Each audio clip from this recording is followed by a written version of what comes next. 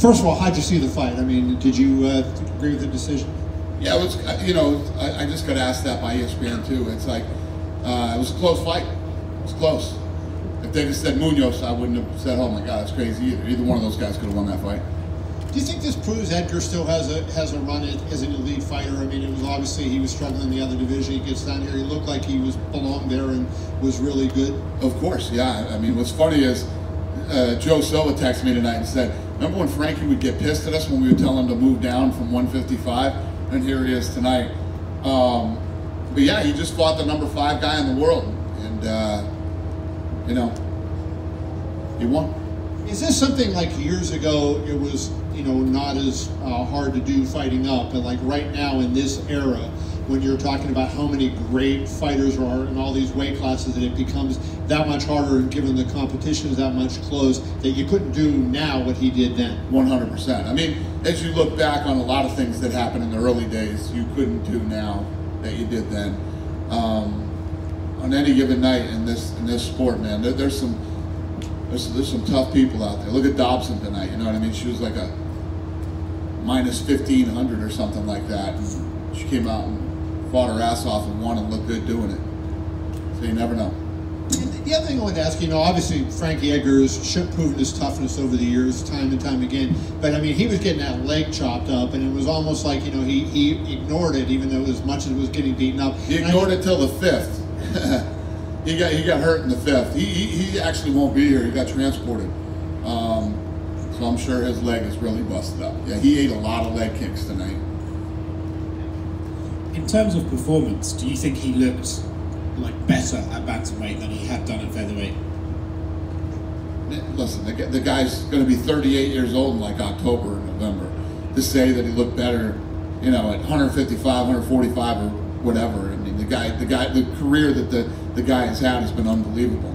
And the fact that he's still performing the way that he's performing at his age and the wars that he's been through and all the things, that he's accomplished. Yeah, I'd say he looked pretty damn good tonight. It was a great card as well. We had some crazy comebacks. In fact, in the opening fight, we had Trevin Jones survive the first round beating and come back in the second. Yeah. Dobson Jones won the performance of the night, and the fight of the night was Munoz versus Edgar. They all won 50,000. So, what do you think it says about Dobson that she can come in as this huge underdog and still mentally just go, no, that's fine. I love that shit. I mean, that's incredible. And I was telling Kevin earlier when that fight was being made. The fights, she had a record of 3-4, and we have a girl at 9-1, and I'm like, come on, guys. And credit to Mick Maynard, man. Mick said that he actually liked Dobson in that fight.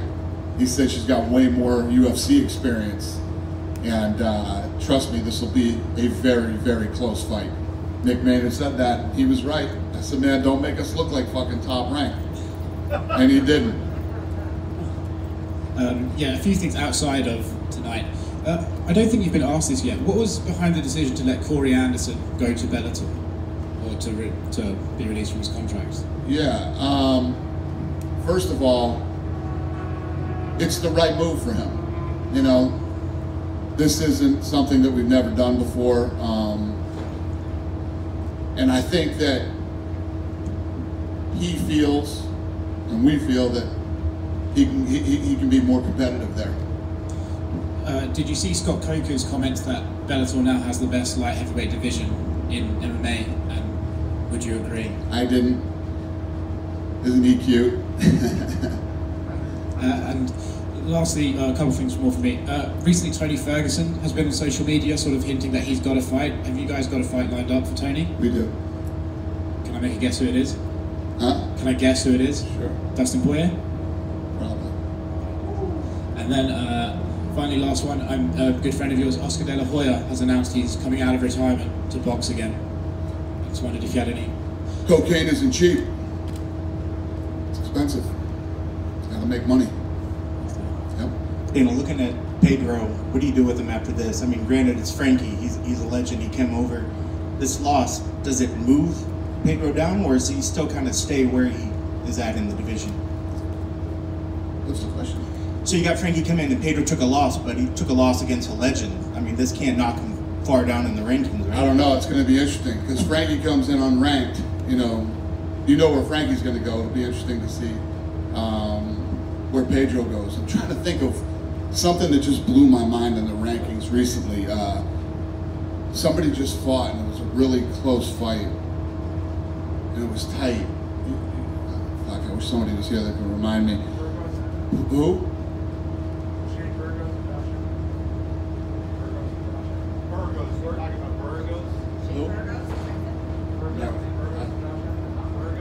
No, I don't think so.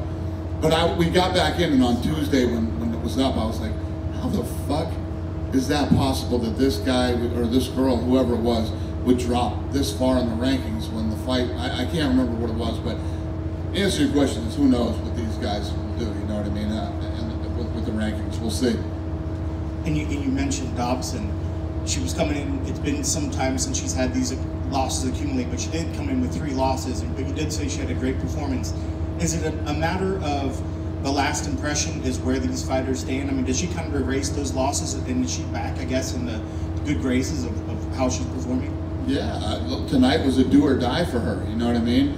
Like I told him, I said, Mick felt like he liked Dobson in that fight when he did it, you know? When you have a girl that's coming in from outside the UFC, and that was only, I think, her second UFC fight, and this other girl's had like 6 UFC fights. It's a lot different.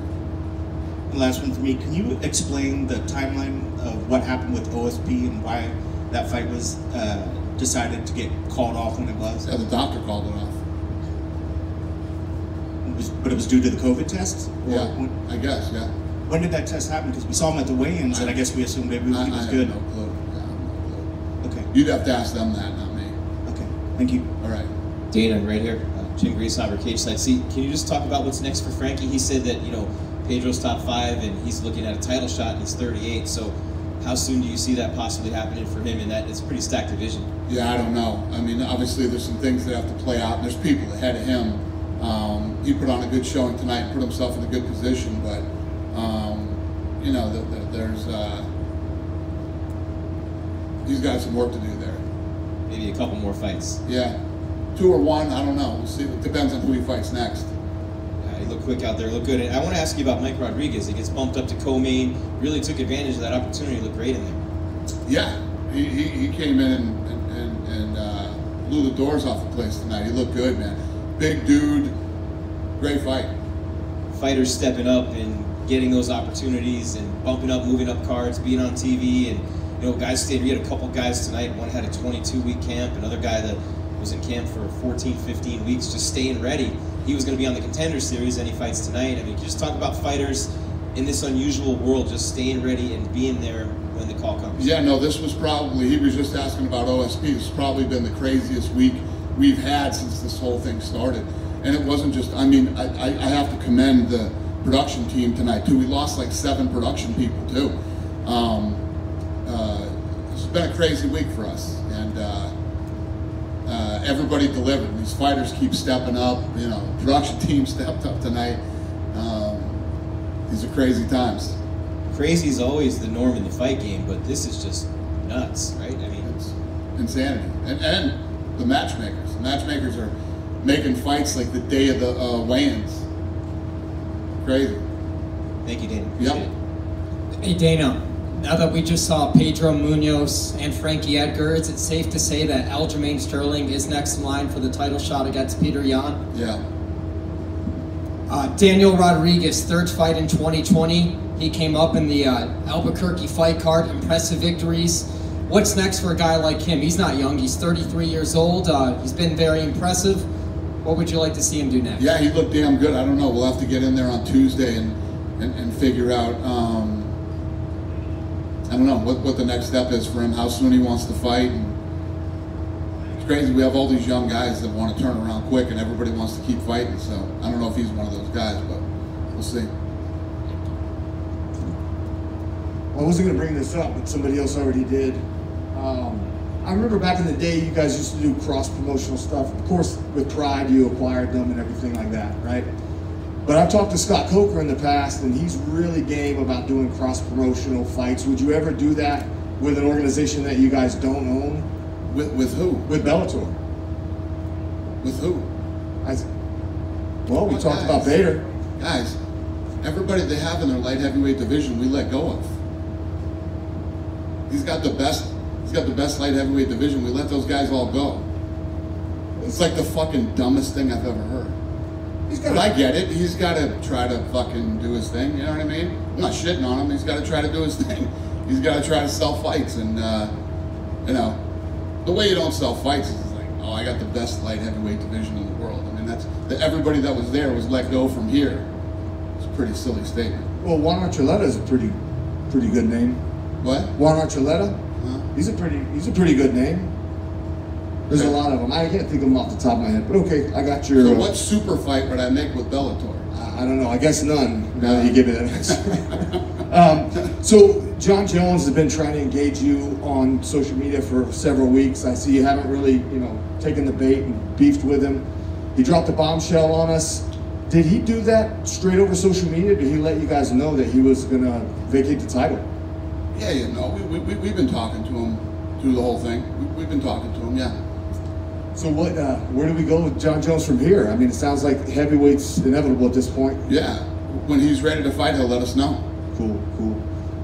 I noticed on a lot of the fights that are coming up for the rest of the year, the location is still TBD. Are we going to see a return to Fight Island, or is everything going to finish out here at the Apex? Yeah, no, we'll go back to Fight Island. Yeah, we'll have some announcements soon. We're just getting everything dialed in. Okay, great, thanks. And last thing for me is, can everybody just get a bonus tonight? I mean, this card was amazing. Yes. The answer to that is yes. So the bonuses went to Dobson, Jones, Munoz, and Edgar, but yeah, I'm going to write a bunch of checks next week, 100%. Yep. It's ESPN reported yesterday that Amanda is defending against Megan in 145. Is that true? Yes. What do you think will happen, or what do you want to happen with the 135 belt? Is it going to be an interim, or you want her to defend until next year, middle next year? With what, 135? Yeah. No, she'll defend it. She can defend both belts. She's got plenty of time to do that. Yeah. It's going to be about 15, 16 months. Is it going to be a chance for an interim belt with the girls? No. Dana, just quickly, have you had any conversations with Michael Chandler's people at all? I haven't personally, no. Do you know if anybody here has? I don't. I told you that we're interested in talking to him. He knows that. I don't know what his contract, what the deal is with his contract. So when his contract is up and when everything is legal to talk to him, and I'm sure we'll be talking to him. Dana, you said months ago that you would build the division for Amanda 145. When we are going to be able to see the rankings and more girls fighting 145? When can we see rankings? Yeah, rankings and more girls. Yeah. So we literally talked about that last week in matchmaking meeting, and that's all in the works right now. We're working on that. Mix all over that. Another question. Charles Oliveira, is he going to fight Benail Dariush? Charles Oliveira, is he going to fight Uriel? Oh, I don't know. I don't know off the top of my head. He was complaining that there's no top 5 or top 10 that is going to say yes to fight him. Is it true? Top 10 fighters are avoiding to fight Charles Oliveira? I don't know that either. I don't know that. Last question. So you were talking about that Bellator with him, and what do you think about Patricio Freire? Patricio Pitbull is a Brazilian fighter. He has 2 belts in Bellator. It's a Brazilian, I don't know who it is. Patricio Freire, Patricio Pitbull. Oh, Pitbull? Yeah. Yeah. What do you think about him as a fighter? I don't know. I honestly couldn't tell you. I don't know. Yeah. And sorry, I have trouble hearing. And if you're on my left side and you have even the slightest accent, I have trouble hearing. We good? Thank you, guys.